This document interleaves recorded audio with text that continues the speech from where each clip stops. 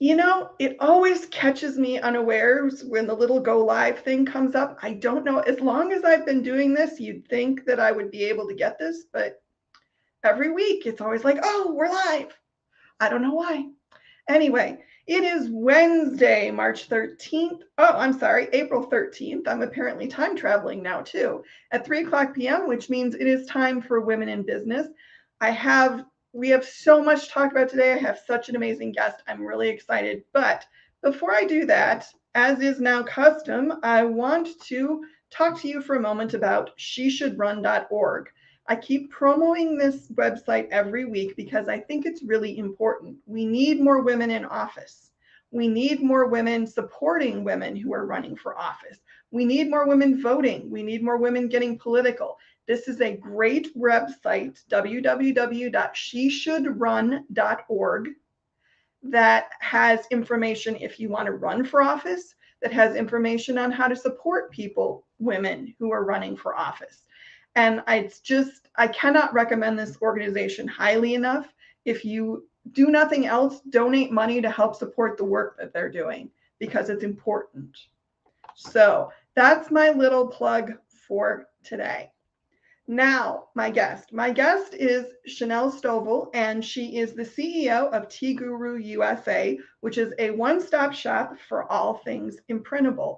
And I'll let her tell you more about it. I'm going to bring her in real quick. Hi, Chanel. Hello. So happy to be here. Thank you for the opportunity. Oh, thank you for being here. I'm so excited to have you. And we have a whole list of things to talk about. Yes. One thing I forgot to ask you before the show that I'm kind of going to put you on the spot a little bit, and I'm sorry, but I'm Okay. way curious. The book that you talked about in your apparelist, um, if for those of you who haven't seen it, you should go find it on LinkedIn because Chanel did a really awesome interview for the Women in the Industry feature that Apparelist was doing.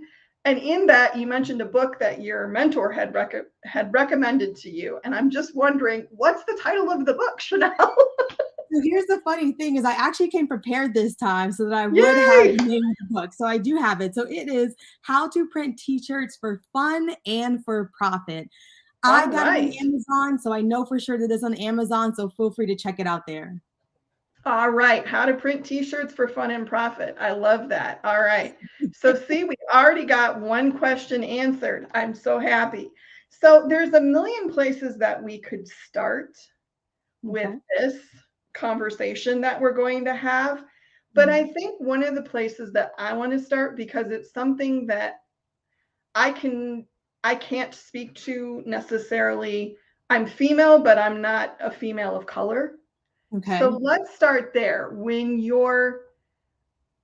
What challenges do women of color face when they're trying to start a business? I mean, your business is what, almost 2 years old now? Uh, what year are we in? Almost 3 years now. We started in 2019.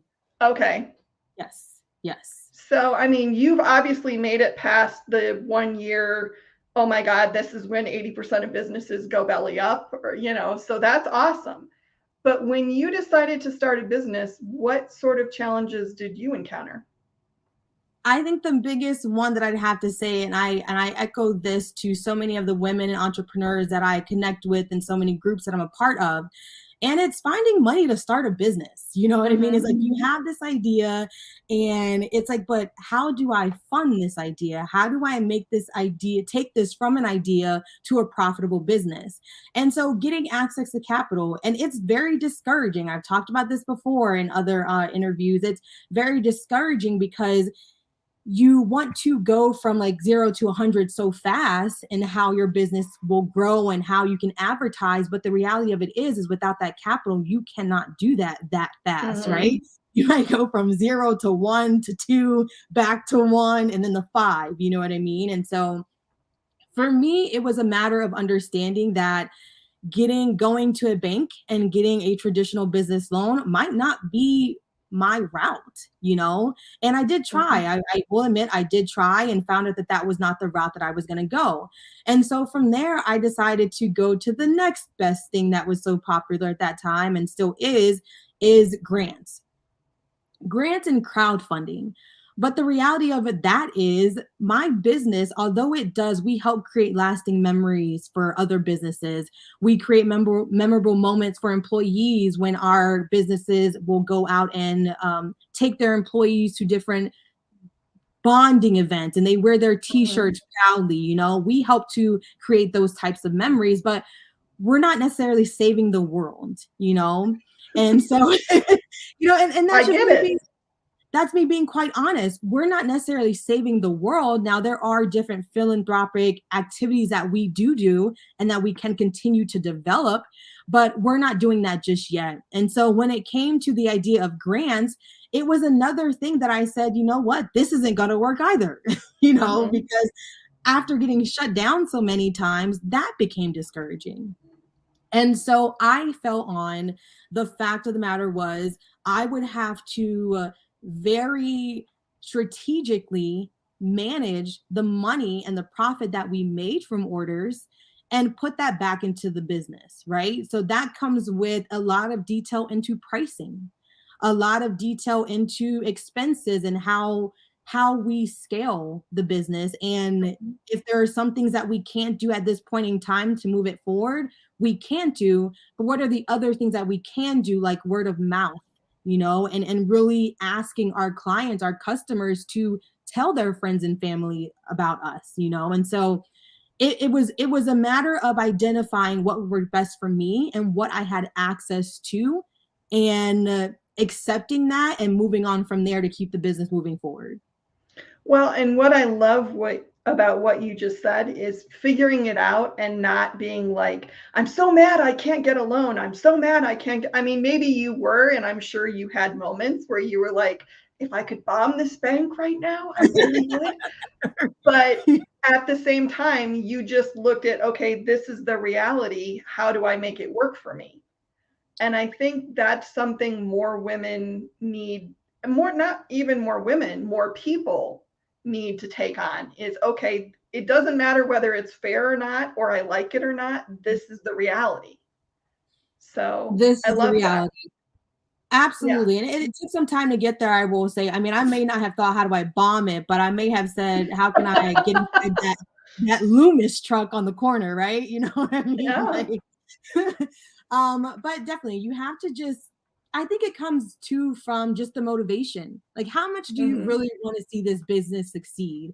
And are you willing to give up at the first no? Or are you willing to keep going? And for me, this is so important to me. Tiguru USA Hmm. is something that is, it's a dream for me. And so it's a dream for me to partner with our customers and to help them with building those memories. And so it wasn't, I kind of felt like, and this might be a little much to me to say, but I kind of felt like they need this help because the way that I Hmm. want to structure this business, I know for sure is different from the way that it's been done before. And we can talk about that later, but I'm not just about selling you the t-shirts, but I'm also about, let's educate you on the process. So when you Hmm. go to make these orders, you have the ability to make educated decisions that ultimately save you money and really get you what you want. Because we had so many people that we know that they would place an order and they've spent hundreds or thousands of dollars and it wasn't what they wanted. Hmm. And so it I knew that there was a client base that would benefit from what I want to bring to the industry, and in a partner that with my passion for, I couldn't just stop there. I couldn't. Well, I think that's so important. You can't live through all the frustrations and the long hours and the slim pickings for a while or whatever it is. And it's all, you have to have that passion. You have to believe in your idea that much. And I think that's another thing that women who have that drive, they're like, I'm going to make, people are like, oh, I don't know what to think about you. You're like too hard charging, or you're too pushy, or you're too. So, it's a double edged sword for women sometimes, I think. I agree. I absolutely agree. And especially in this industry where I say this all the time just because it's fact. Not a lot of people in this industry look like me. And Hmm. so every single time I see the commercials from my competitors and they come on TV, I'm just like, oh, darn, like I got to keep pushing. I got to keep pushing, Mhm. because again, I know that there's room for me in the industry. I just got to find it. And my mentor always tells me it just takes time. It just takes Yeah. time to get there. And again, like I say, when the commercials come on, I'm like, oh, darn, what can I be doing better? Should I be running an ad? What can I do? But I just have to accept that it is going to take time, and that's okay. Well, and I want to stick a pin in that because the comparison thing I think is an interesting conversation. But Cindy asked, and I guess she's unclear. Did you say you couldn't qualify for a bank loan, or you just didn't want to go that route, or people weren't willing to take a risk on you? So thank you for the question there, Cindy. So it was honestly a combination of several of those things. Yes, I did qualify, and there was one that I had, but I was reluctant to go that route as well. So it was a mixture of both. Yes, I could get access to one, but I didn't feel like it was the best thing to do. I started this off of personal savings, and so I chose that route. Yes. Thank Okay, you, that Cindy. makes sense. Thank you for clarifying. But I want to talk about what you were just talking about, which was the comparison thing, because I have this too. I look around and I go, I should be doing this, or I should have been asked to do that, or how come this thing didn't happen, And honestly, I like what I'm doing. And I don't, and some of the stuff that I would have to do to have some of these other opportunities, I don't want, but I still have that kind of, how come, I didn't, I'm not doing what I should be doing. I'm not doing as well as this person. What is that? I think that's human nature. I think that we see the end result of where someone is, and we don't we tend to forget or not even consider the time or the amount of years that it must have taken for them to get there. We only see the end result and we say, oh, I got to get there right now, right? In order to Right. make money, in order to stand out in the industry, I have to get there right now. And that's just not the case. As newcomers are coming into the industry, there were people that are going out of the industry, and that's just the way that it works. And so, as long as you keep going to persevere, there will be a time where your business will have its moment in the spotlight. Right. Oh, I My think that's dog's true. around there. I think that's totally true. But I also think that for women, the comparison thing sometimes is, it's almost like it's built into us. I don't know if the culture does it or growing up does it, or, you're always feeling you're not as pretty as this person, or you're not as smart as that person, or you're not as successful, or you're not as good a mother or a partner or whatever it is.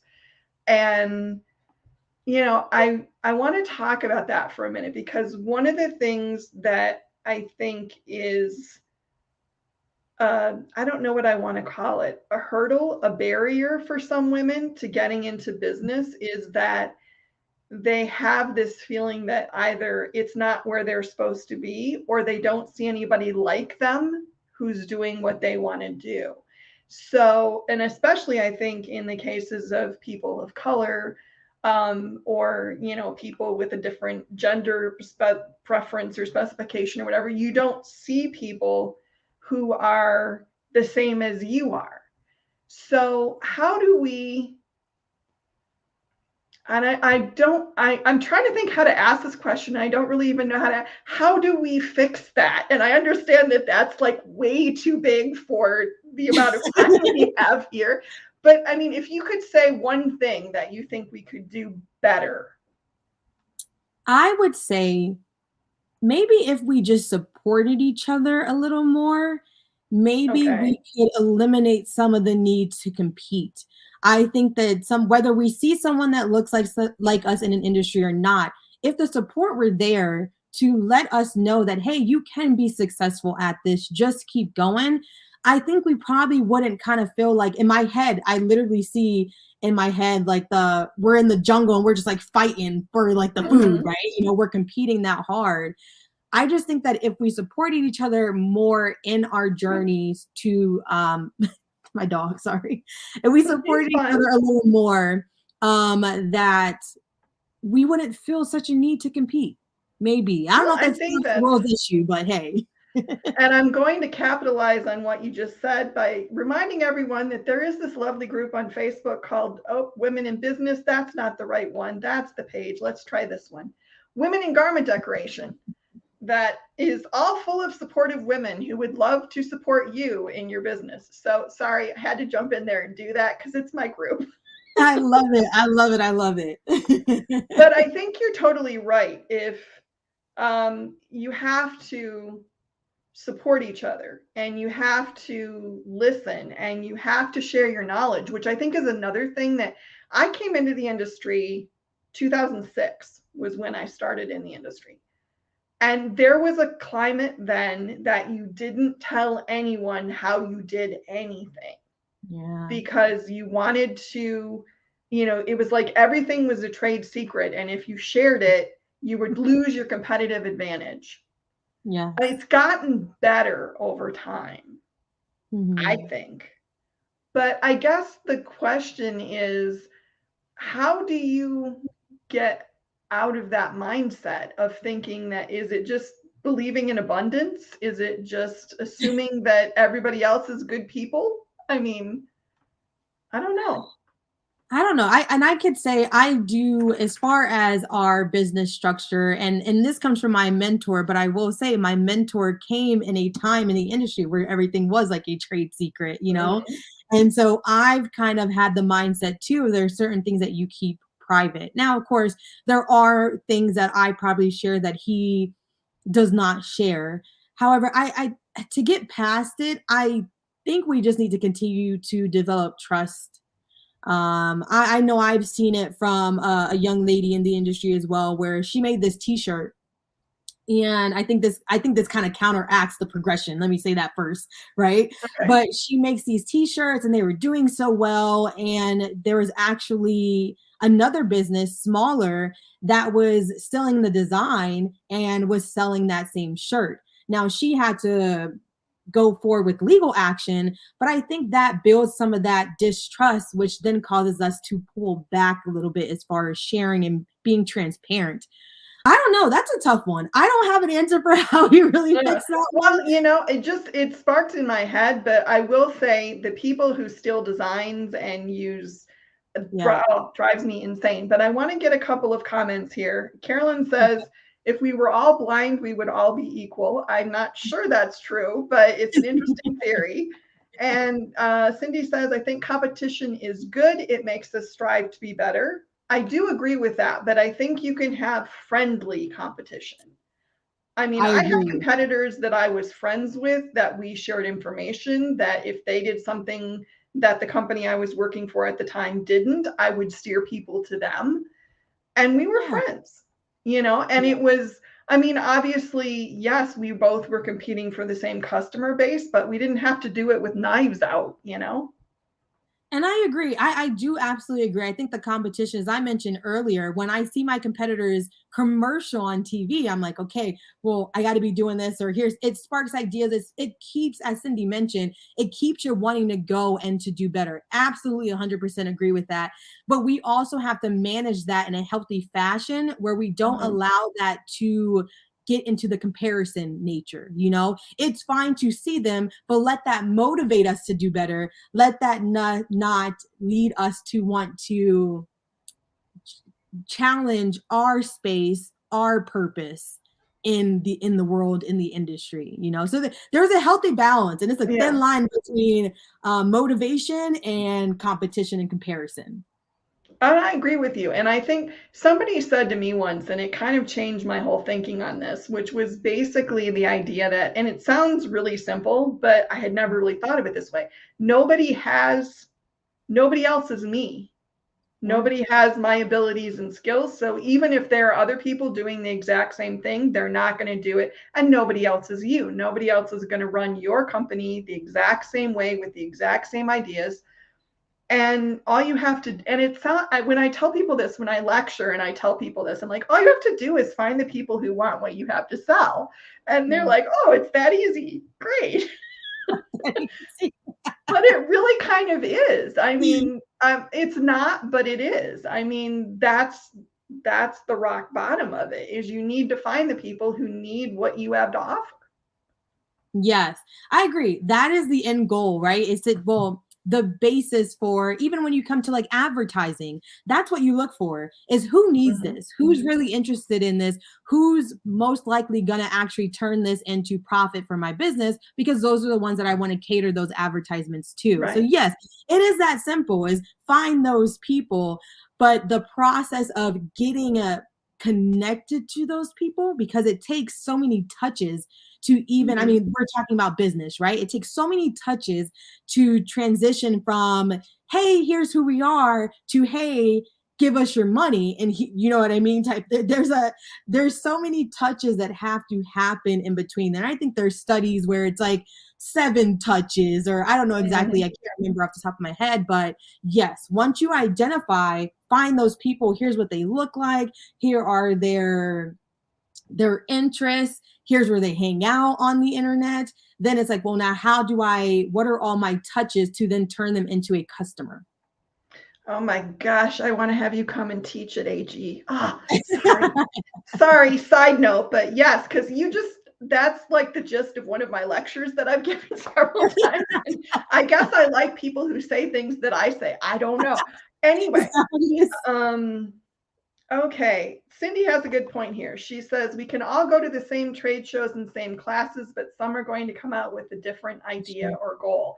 And I think and two people, I think that's really funny because two people can listen to the exact same thing, and one person can take it as motivation, and another person can take it as, well, I'm never going to make it. I might as well just go, get a job at McDonald's. Yeah, It's really that's very funny. true. A lot of it is attitude, I think. I really do. I think a It's lot of it is attitude. I think, and I think nurture, like what experiences have you had in life that when they mm, became challenging, did you automatically, like, what is it, fight or flight, yep. automatically choose flight, and how that then recycles itself into how you continue throughout life and how you approach challenges. So absolutely, I do think it has a lot to do with the person and their previous experiences. And if you feel like you can't succeed, then you're probably not gonna succeed. No, and attitude makes a lot of difference. And I've said that a lot. But one of the other things that I want to talk to you about, because, we're already like almost halfway through this, and I think I've covered one thing I said I was going to talk about. I want to talk about mentorship, and I want to talk about this from two angles. One is, I know from other things, other interviews that you've done, that you have an amazing mentor. I So do. let's start with him. First Okay. of all, he's a guy. Yes. Um, and he's been in the industry for a number of years, from what you said. Correct. Over 30 years. So how did you come to be working with him, or how did this relationship start? And what's I'll put you on the spot a little bit. What's the Oh best gosh. thing he's taught you?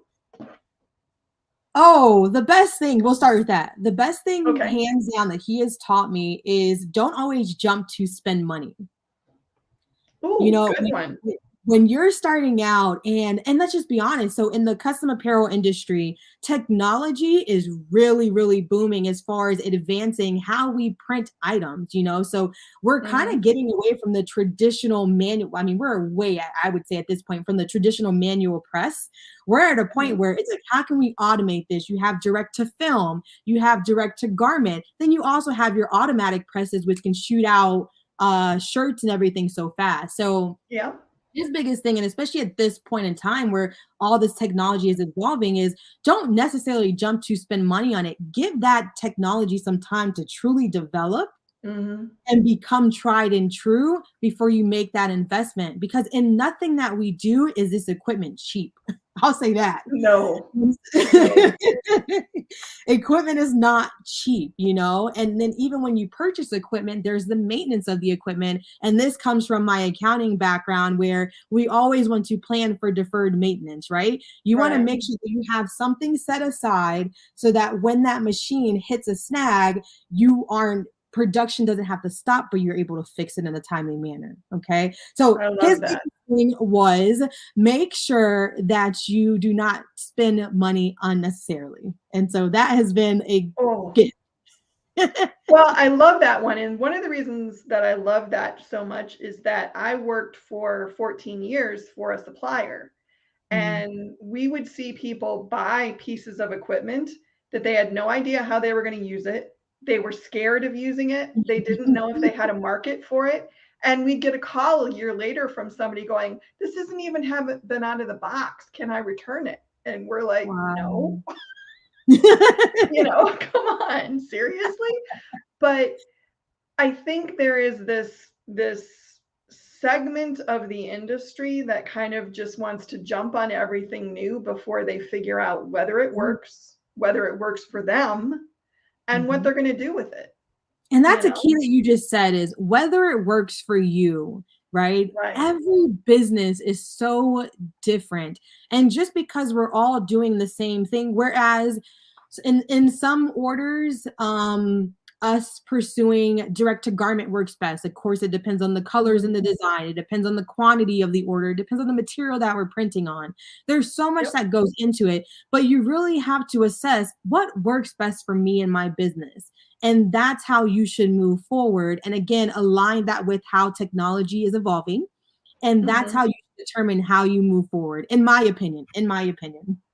Well, and I think you're totally right, because it kills me to see people wasting money on stuff that they don't know if they have a market for it. They don't know if it's going to work for them. And and people will I've actually seen business people do this at trade shows. "Oh, this is a great deal. It's only $500. I'm going to buy one."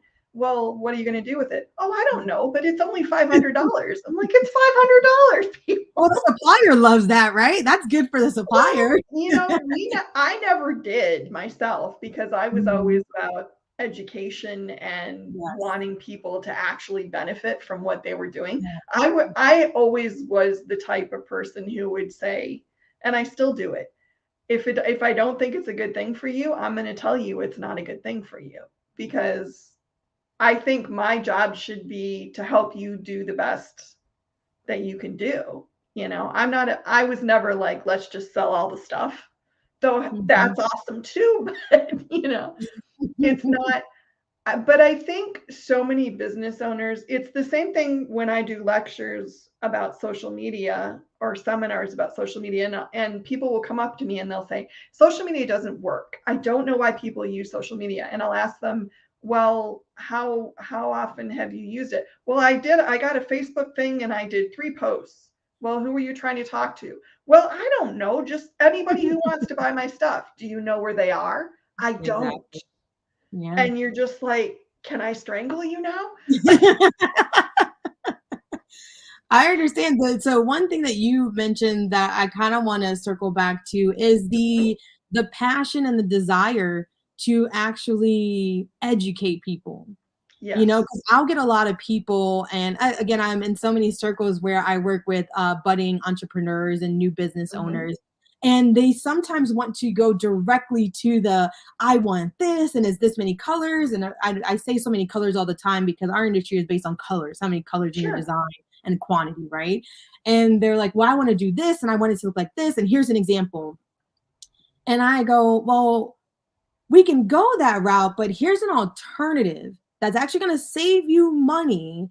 And let's see first that your customers are even interested in this item Mhm. before I just take your money, and then you move forward and the stuff's just sitting in your house and not being sold. I really try to and that's where I also get the opportunity, and we get the opportunity to really connect with our customers more, because Mhm. we do give that guidance, because I'm not just here to take your money. I'm here to give you an experience that actually makes you want to come back the next time you need anything printed. Right. You know what I mean? Because you feel empowered in handing over your money because you've now been educated on what you're ordering. You know what I mean? Yes, and That's that takes the part. longer, It but it's worth does. it.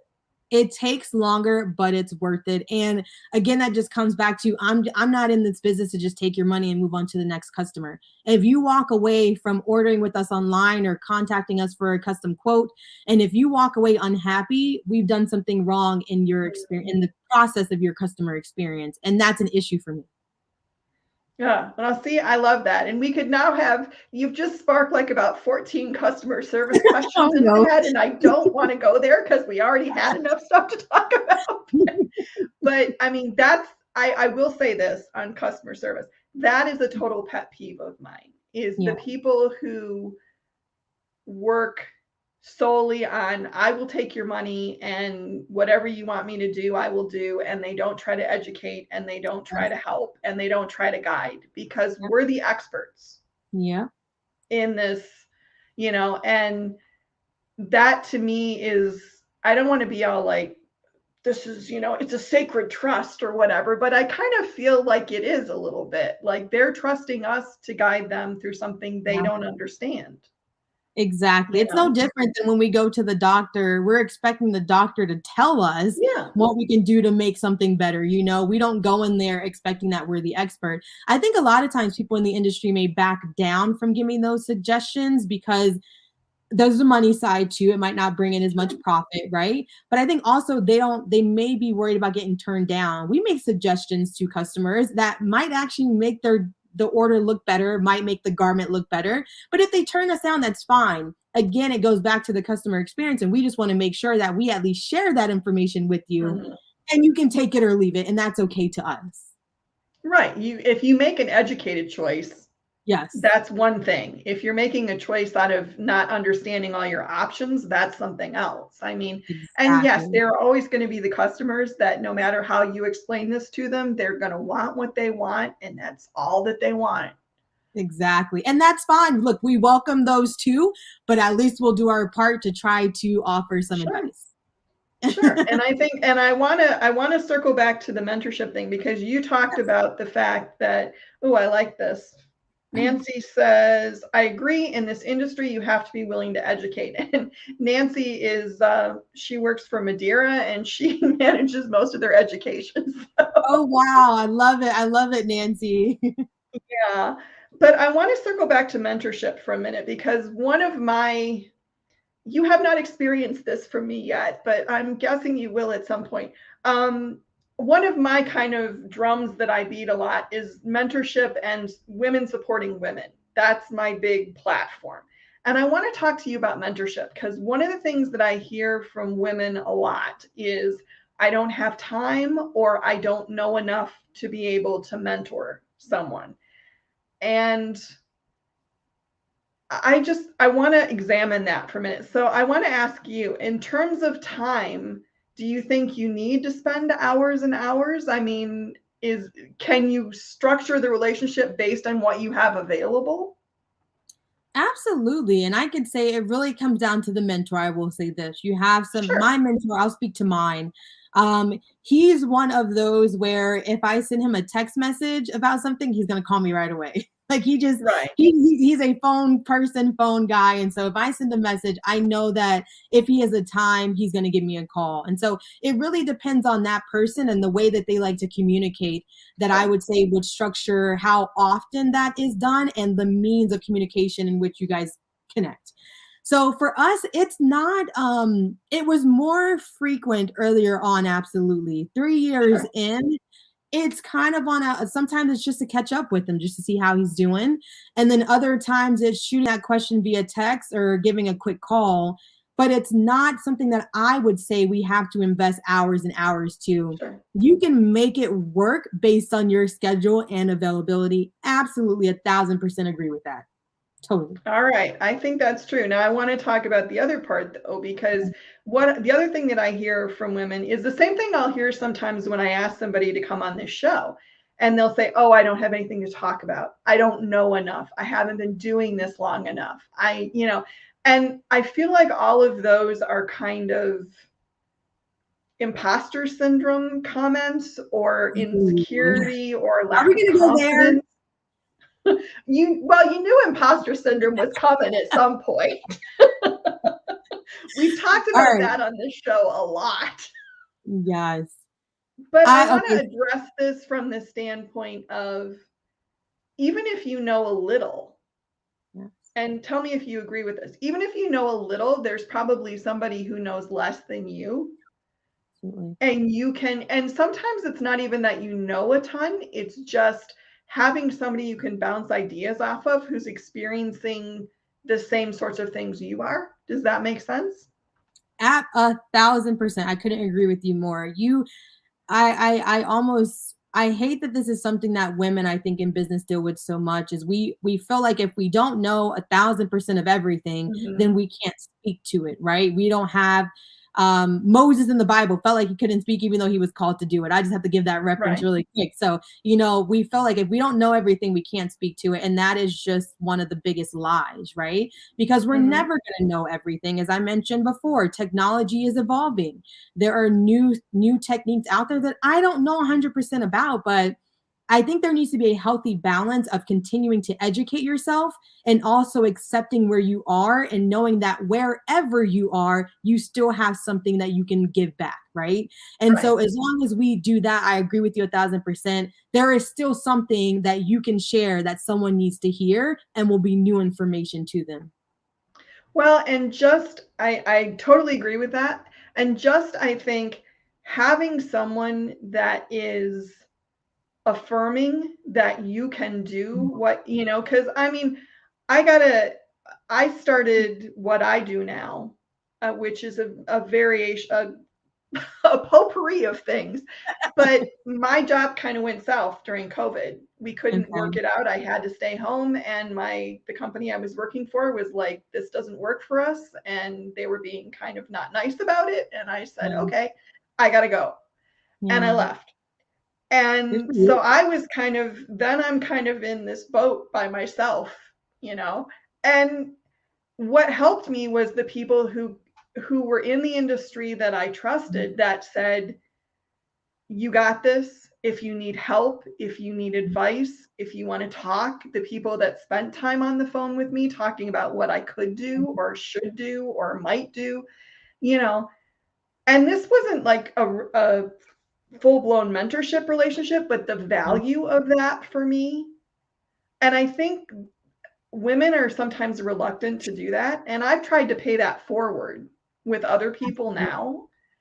But I don't know. This is just one that gets me because it circles back to that whole thing that you were talking about. We need to support each other, Yep. and it's, uh, I don't know. I feel like I'm ranting now, No, but I don't think you are at all. I think that you're making very valid points, and it circles back to what I like about this conversation. I will admit is a lot of the things that we're saying kind of circle back to some other things that we said previously, and it's yep, coming full circle.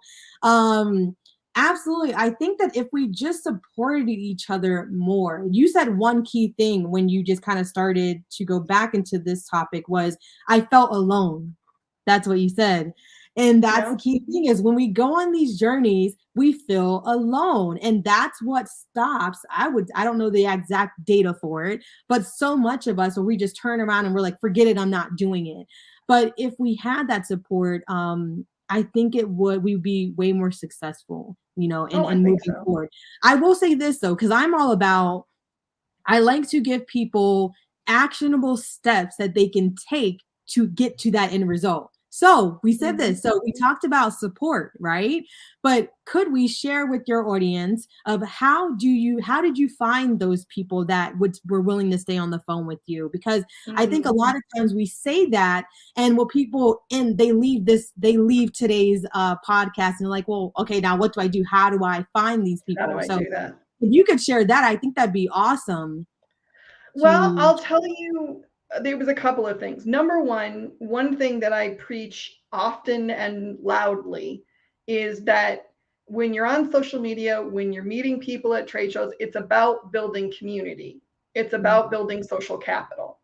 mhm, And you want to do everything you do needs to be structured to try to build relationships. It shouldn't be about selling. It shouldn't be about necessarily promoting yourself. It should be about how can I build connections with people and be prepared that those connections will sometimes be you giving something, sometimes it'll be you getting something, sometimes it'll be both of you just working together, whatever it is. So I think that's part of it. The other thing is groups like My Women in Garment Decoration, other groups I'm a part of. Social media can be a huge community builder if you want it to be, but you need to have that in your head. Does that make sense? Absolutely. No, it absolutely does. I can tell you this, and you might slap me on the wrist when I say this, but I am not a social media person. I think a while ago I actually put a post on our social media like, "Hey, we're not good at social media, but we can print a ton of shirts for you." You know what I You mean? But know? like, the reality of it, I is that's not my strong suit. But when it comes to design work, when it comes to the customer experience, when it comes to the printing, absolutely we can kick butt and outbeat our competitors with that. So you're encouraging me to do a little better there. I'll say that. Well, I will say this. I work with a wonderful woman named Lindsay Salcido. She is a tech goddess. She's a design goddess. She's so, so talented. She doesn't like the peopling part. She doesn't love social media. She doesn't love dealing with the public necessarily. So she hired me to do that. So if there is something that you don't like, you can find someone who does. And if you do it right, you get someone who can work in the same kind of space that you want to work in, you know? So you don't necessarily have to be about social media. You can find somebody else that is. I mean, that's part of my whole job now. But I honestly, for personal stuff, I'm Mhm. not very social media oriented either, but for professional reasons, I'm all over the place. You know what? That's actually interesting that you kind of said go outside if you can't do it. Absolutely agree with that. I had a Mhm. conversation recently with a friend that owns another business as well, and she kind of said that we talked about the importance of building a team and Mhm. how this is another thing that I think women face so much. We think we have to do everything Yes. ourselves.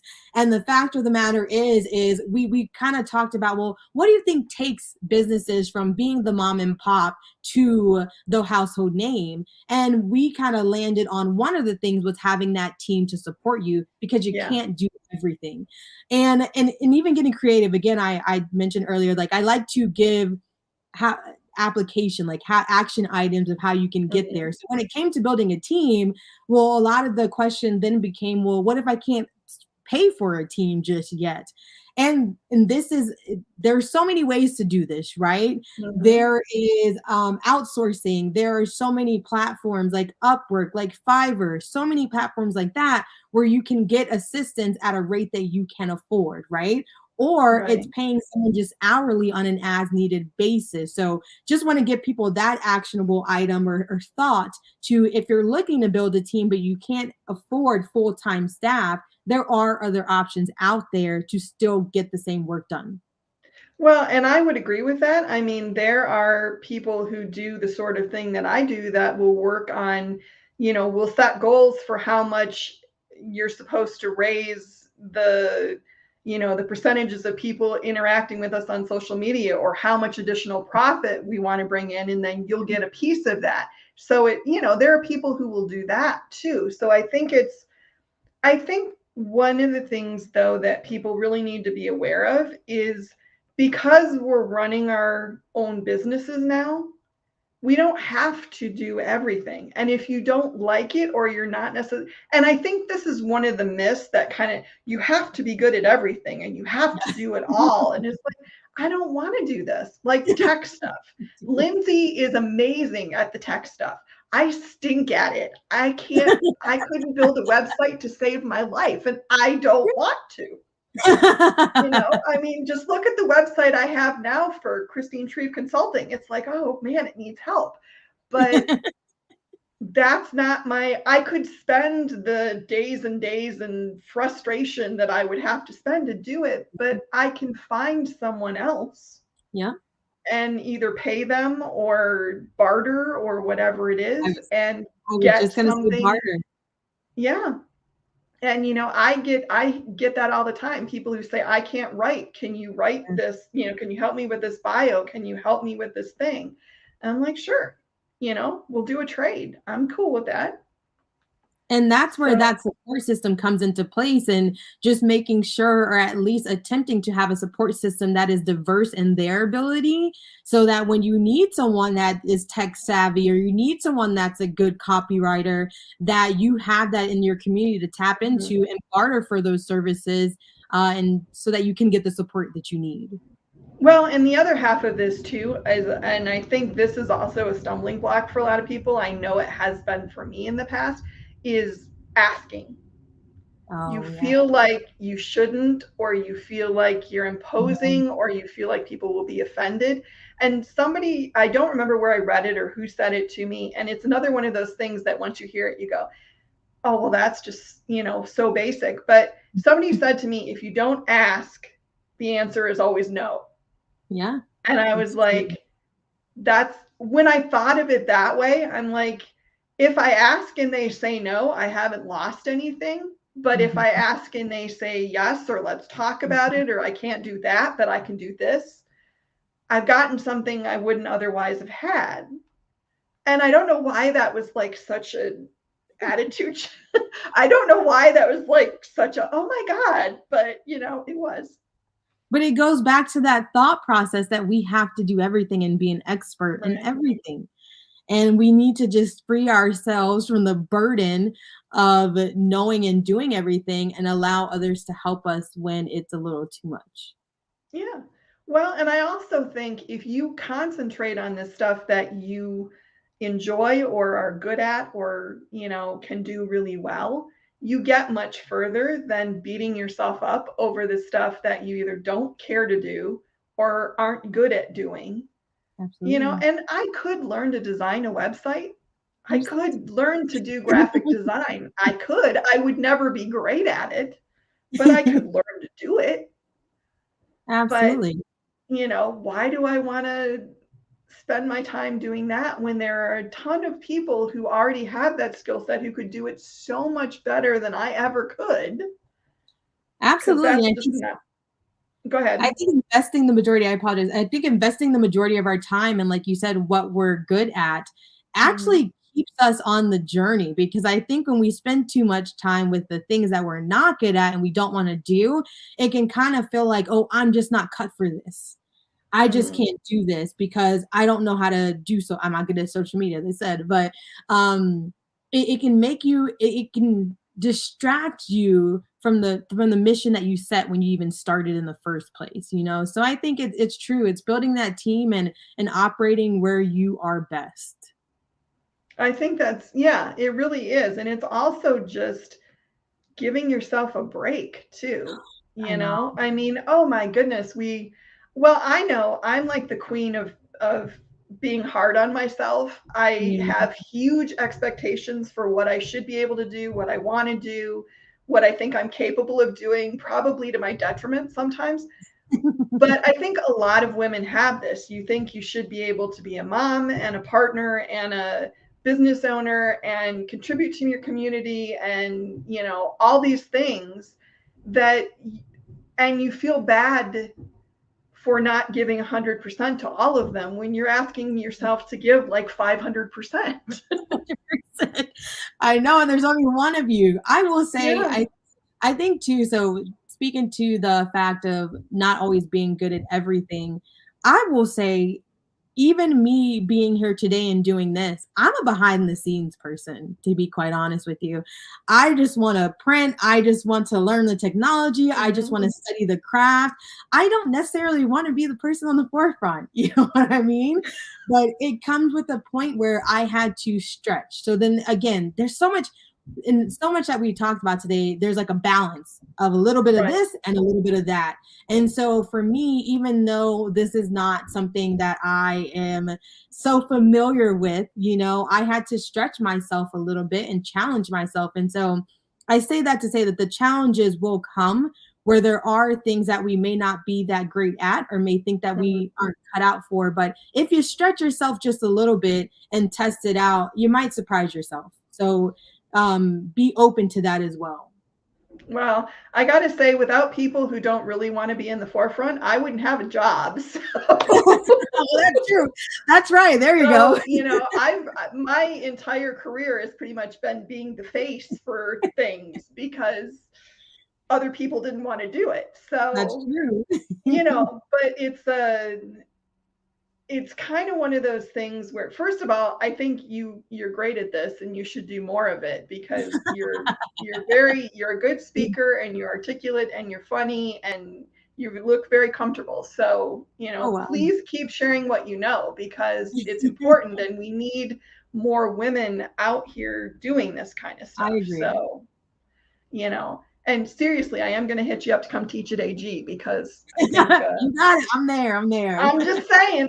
I'm just saying. But anyway, where I was going with this is one of the things that I do think is really important is that if you can do this kind of stuff, you do, because we need more women speaking at trade shows. We need more women in webinars. We need more women doing these kinds of things because, number one, there are women coming up after us that Yeah. need to see us Yeah. doing this stuff and need to know that the industry is not just a bunch of old white men.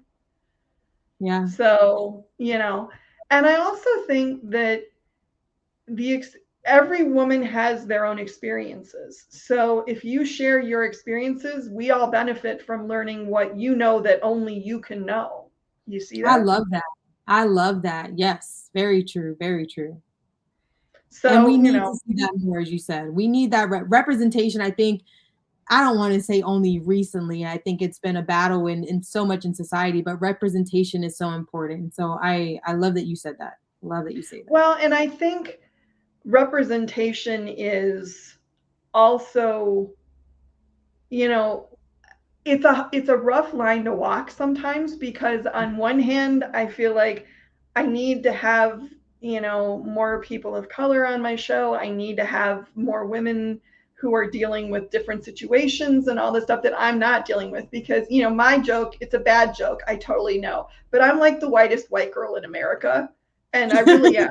And it's just like, but so I get there's things that I will never experience because Yeah. of the way I look and the way that people perceive me, which is not usually right because they usually think I'm somebody's grandma, which I'm not. But anyway, I don't know. But I think there's an importance of representation of as many different types of people as possible. Absolutely. Absolutely. And I also think it's important, and this is another thing that it's another one of my crusades, that we all talk about the things that we don't necessarily talk about, and we have the uncomfortable conversations. Because a lot of times it's all, well, we're all friends and there's nothing wrong here and blah, blah, blah. And it's like, we can talk about the stuff that's uncomfortable without being adversarial about it. You know what? I am a little biased here because I am the queen of let's get uncomfortable to get comfortable. So listen, I like it. I am the queen of that. You ask my friends, you ask anyone that's been in a relationship with me ever. I am not afraid of having an uncomfortable situation, and only because I have seen how having uncomfortable conversations just helps you get so much deeper with people, and it adds a whole nother layer to the relationship. A whole Well, I nother think layer. that's true. Well, and I also think not talking about this stuff doesn't make it any less of a thing. If we don't talk about racism, if we don't talk about mental health issues, if we don't talk about sexual abuse or spousal abuse or whatever it is, it doesn't make them any less of a thing. It just makes them Not talked less about. visible. Yeah, exactly. Yeah. Exactly. And I don't know. Well, I have some ideas I'll talk to you about later because there may be more podcasts in the future for different things. But anyway, before we go, and we're almost getting close to the end here, I do want to talk about your company because I love this company. And I'm going to put up, where did it go? There it is. Haha, website. Okay, so Tea Guru USA. What exactly do you all, one-stop shop for all things imprintable? So are you like a contract house? How does this work? No, so there are some times where we may get contracted work, and those are more so for local businesses that we know if they're overloaded, they will that's just common for the industry, they may pass it off. Sure.